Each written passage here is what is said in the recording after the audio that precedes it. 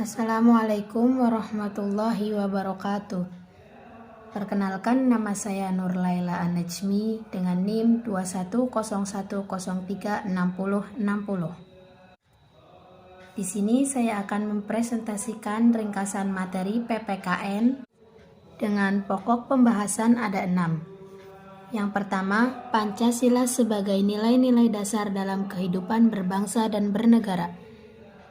Yang kedua, Pancasila sebagai wujud nasionalisme dan etika politik. Yang ketiga, Pancasila sebagai ideologi bangsa. Yang keempat, Islam dan Pancasila. Yang kelima, nilai-nilai dalam Pancasila dalam kehidupan sehari-hari. Dan yang keenam, implementasi nilai-nilai Pancasila di masa pandemi. Yang pertama, Pancasila sebagai nilai-nilai dasar kehidupan berbangsa dan bernegara. Nilai moral dan norma. Yang pertama, Pancasila sebagai sumber nilai. Pancasila sebagai sumber norma dan hukum. Pancasila sebagai sumber norma etika. Pancasila sebagai sumber moral. Pancasila sebagai sumber nilai. Pembagian nilai menurut Profesor Noto Negoro meliputi nilai material, nilai vital, dan nilai kerohanian. Nilai kerohanian dapat dijabarkan sebagai berikut. Yang pertama, nilai kebenaran, nilai keindahan, nilai moral, dan nilai religi. Arti dan lambang negara. Lambang negara Indonesia adalah burung Garuda yang kepalanya menoleh ke sebelah kanan dan bersemboyan Bhinneka Tunggal Ika, yang artinya berbeda-beda tetapi tetap satu jua. Arti lambang Pancasila.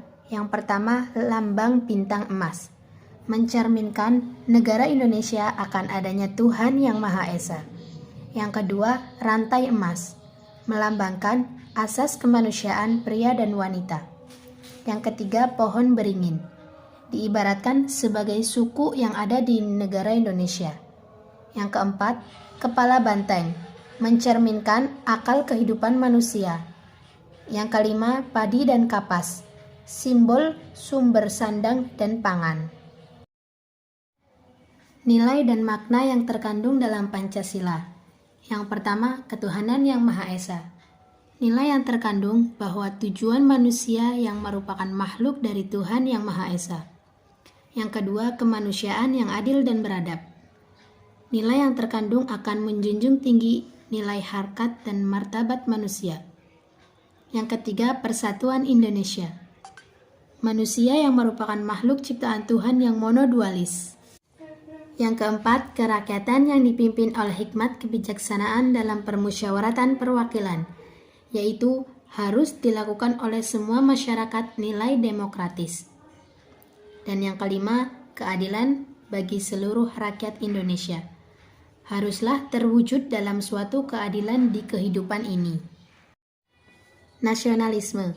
Pengertian nasionalisme adalah perasaan cinta dan bangga terhadap tanah air tanpa memandang rendah bangsa lain. Nasionalisme dalam arti sempit yakni suatu sikap yang meninggikan bangsanya sendiri dan menghargai bangsa orang lain. Faktor yang melemahkan nasionalisme. Yang pertama, faktor internal. Yang kedua, faktor eksternal.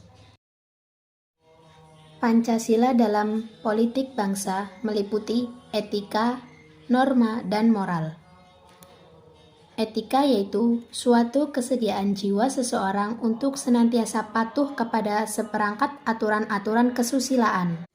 Yang kedua, norma, merupakan aturan ketentuan yang mengikat masyarakat dan sebagai panduan, tatanan, dan pengendalian sikap atau tingkah laku manusia. Yang ketiga, moral, merupakan kumpulan peraturan lisan maupun tertulis. Yang kedua, Pancasila sebagai wujud nasionalisme dan etika politik. Pancasila sebagai sumber etika. Menurut jenjang, yaitu nilai religius, nilai spiritual, nilai vitalitas, nilai moral, dan nilai material. Menurut jenis, yaitu nilai ilahiyah, nilai etis, nilai estetis, dan nilai intelek. Yang ketiga, Pancasila sebagai ideologi bangsa. Pancasila sebagai ideologi negara artinya secara lebih luas yaitu visi atau arah kehidupan bangsa dan bernegara di Indonesia. Tersebut adalah terwujudnya kehidupan yang menjunjung tinggi ketuhanan, nilai kemanusiaan, persatuan, kerakyatan, dan keadilan. Tujuan ideologi Pancasila ada 5. Yang pertama, menghendaki seluruh rakyat Indonesia untuk memiliki sikap religius. Yang kedua, menjunjung tinggi rasa saling menghargai dan menghormati HAM. Yang ketiga, menciptakan bangsa yang nasionalis. Yang keempat, menciptakan bangsa yang demokratis. Dan yang kelima, menciptakan bangsa yang adil. Peran Pancasila sebagai ideologi negara, yakni memberikan bimbingan kepada masyarakat Indonesia dalam menentukan sikap dan tingkah laku kedudukan nilai-nilai yang terkandung dalam kelima asas Pancasila adalah sebagai aturan tentang moral. Pancasila sebagai ideologi terbuka. Disebut sebagai ideologi terbuka, Pancasila bisa menyesuaikan diri menghadapi berbagai zaman tanpa harus mengubah nilai fundamentalnya. Dengan kata lain, Pancasila bisa hidup di berbagai zaman dan mampu mengatur kondisi dinamika masyarakat yang sering mengalami perubahan. Yang keempat, Islam dan Pancasila. Pengertian: Pancasila sendiri berasal dari 2 kata, yaitu panca yang artinya 5, sedangkan sila berarti prinsip atau asas. Negara Indonesia adalah negara yang luas dan memiliki banyak keberagaman, sehingga ideologi tidak dapat didasarkan hanya pada pandangan Islam saja. Islam adalah agama yang universal, di mana tidak hanya suatu pengalaman ibadah kita kepada Tuhan saja, tetapi juga pengalaman kita kepada sesama manusia. Islam dan Pancasila seringkali menimbulkan banyak pertentangan dan perdebatan ideologi antar kaum Islamis dan nasionalis. Mereka memiliki sudut pandang sendiri-sendiri dalam memandang hubungan ideologi Islam dan ideologi Pancasila. Terdapat banyak pertentangan demi pertentangan yang mempertanyakan bagaimana bisa Islam dan Pancasila bersatu. Peran Pancasila dalam membangun negara yang demokratis. Peran Pancasila dalam era globalisasi merupakan sebuah tuntutan untuk terus berkembang mengikuti perkembangan zaman, sehingga warga negara Indonesia memiliki pemahaman dan sikap yang sama dalam kedudukan, peran dan fungsi Pancasila dalam kehidupan bermasyarakat, serta berbangsa dan bernegara. Pancasila sebagai sistem filsafat dalam perspektif keislaman. Dibuktikan bahwa sila-sila Pancasila selaras dengan apa yang ada dalam Al-Quran. Yang pertama, ketuhanan yang Maha Esa. Dalam Quran Surat Al-Ikhlas ayat 1-3. Yang kedua, kemanusiaan yang adil dan beradab. Dalam Quran Surat Al-Maidah ayat 8. Yang ketiga, persatuan Indonesia. Dalam Quran Surat Ali Imran ayat 103. Yang keempat, kerakyatan yang dipimpin oleh hikmat kebijaksanaan dalam permusyawaratan dan perwakilan. Dalam Quran Surat Shad ayat 20. Dan yang kelima, keadilan sosial bagi seluruh rakyat Indonesia. Dalam Quran Surat An-Nahl ayat 90. Islam dan Pancasila dalam era Orde Baru dan era Reformasi. Islam pada masa Orde Baru adalah hubungan antara Islam dengan pemerintah Indonesia di era kepemimpinan Soeharto. Islam pada masa Orde Baru berlangsung selama 32 tahun, sesuai dengan periode Orde Baru, tepatnya sejak 1966 hingga 1998. Pada masa Orde Baru terjalin hubungan antara Islam politik, terutama kalangan Islam modernis, dengan pemerintah yang mendapatkan dukungan dari kalangan militer ABRI. Islam dan Pancasila dalam era reformasi. Era reformasi dianggap sebagai kebebasan setelah dibelenggu selama 30 tahun pada era Orde Baru. Setelah Soeharto lengser dari kepemimpinannya, mulai muncul harapan baru agar Pancasila dapat benar-benar diimplementasikan pada kehidupan nyata, di mana berpendapat, berkeyakinan dan bersikap diberi kebebasan. Kemudian dalam situasi ini muncullah beragam faham dan aliran yang telah lama terpendam.